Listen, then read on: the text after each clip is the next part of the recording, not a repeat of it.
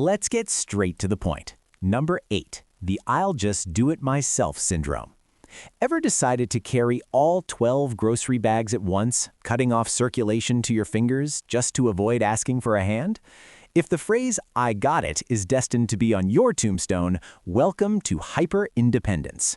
To the untrained eye, you look like a highly capable, self-sufficient boss. But let's be real. This isn't just grit. It is a deep-seated trust issue wearing a superhero cape. It is the emotional equivalent of building a nuclear bunker because you once got rained on at a picnic. Here's the science.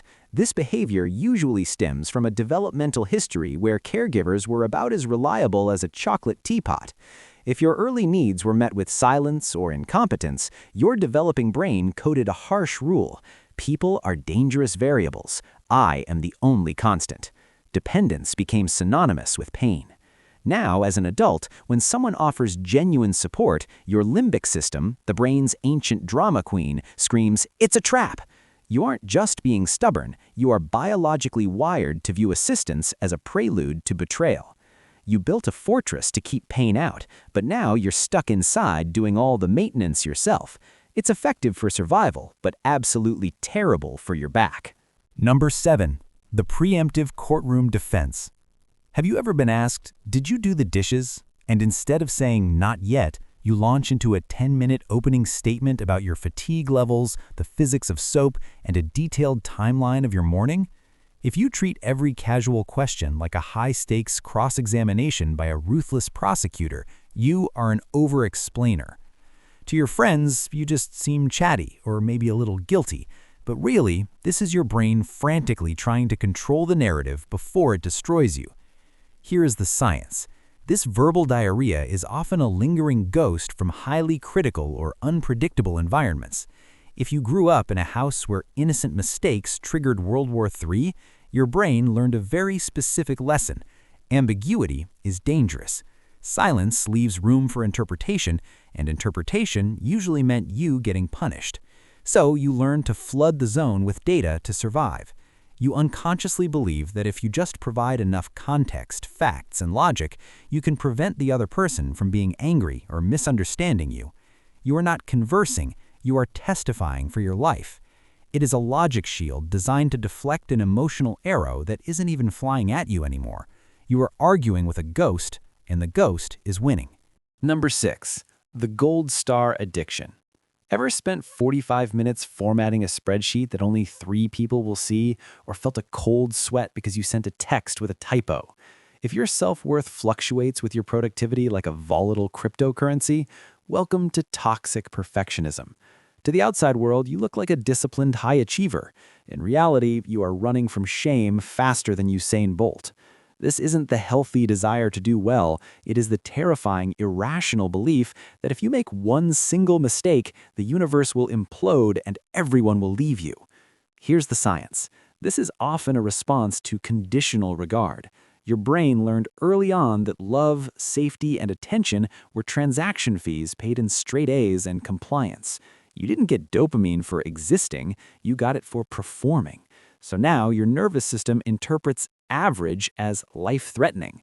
You believe that if you are perfect, you are bulletproof. But here's the cosmic joke. Perfection is a myth, and you are exhausting yourself polishing a shield that weighs a ton.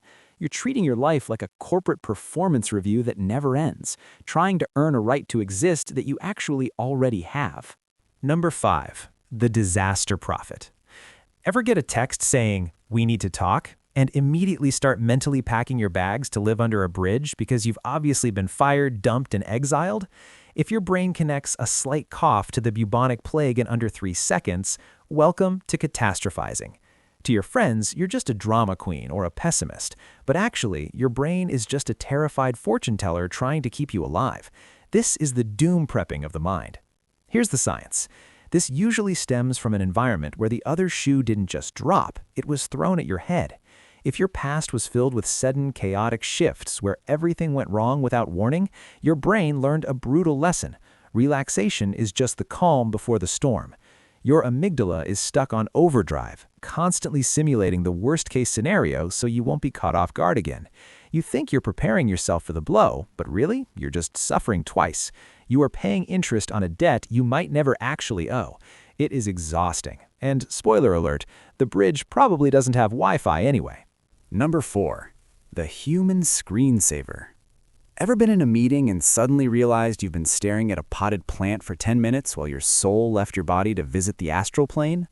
Or maybe your partner is telling you about their day and their voice turns into the wah-wah sound from Charlie Brown? If you frequently unsubscribe from reality without permission, this is dissociation. To others, you look bored, rude, or possibly high, but really, this is your brain slamming the eject button because it senses danger in the atmosphere. Here's the science. This is a classic freeze response. In the wild, if a predator catches you, playing dead releases natural painkillers to make the end less awful.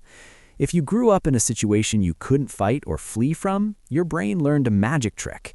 If the body is trapped, the mind can leave. You became an escape artist. Now, minor stress, like a difficult email or awkward silence, triggers this ancient circuit breaker.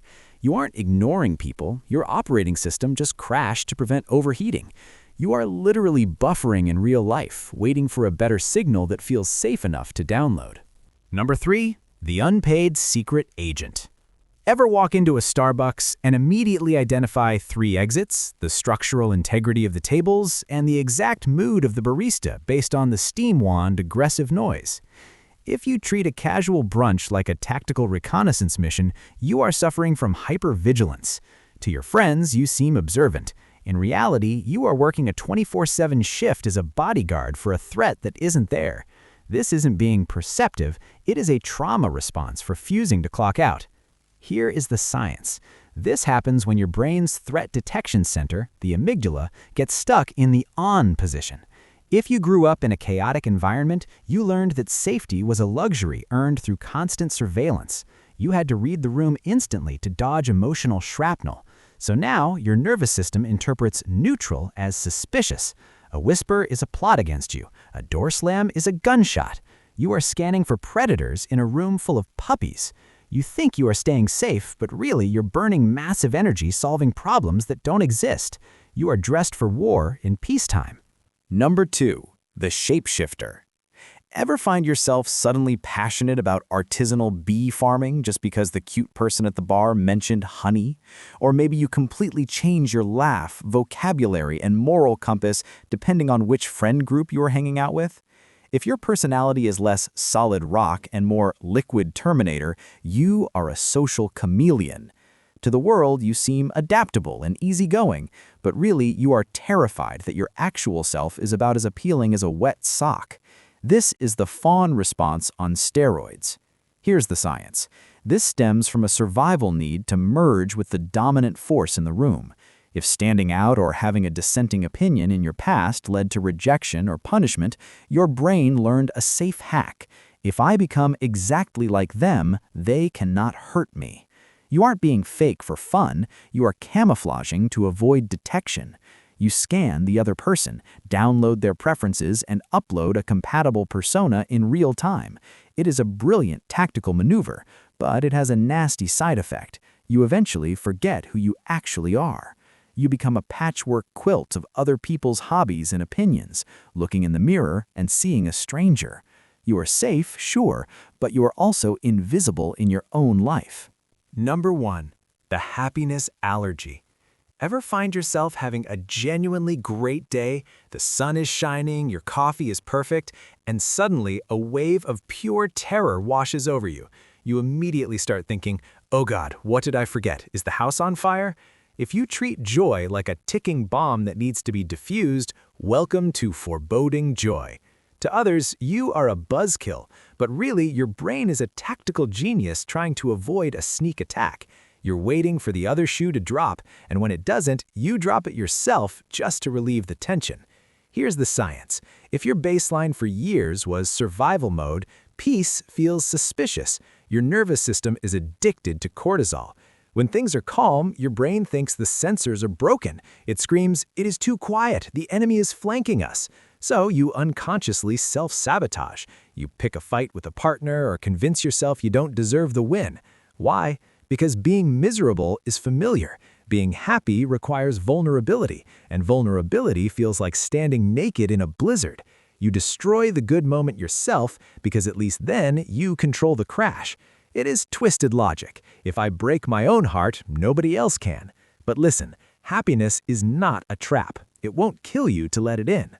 If you just realized your entire personality is basically 3 trauma responses wearing a trench coat, don't panic. Welcome to the club. If you felt personally attacked by this video, smash that like button and share it with a friend who also needs a reality check. Don't forget to subscribe to Coolest Dude Explains. We drop truth bombs like this every single day to help you navigate the chaos. See you in the next one.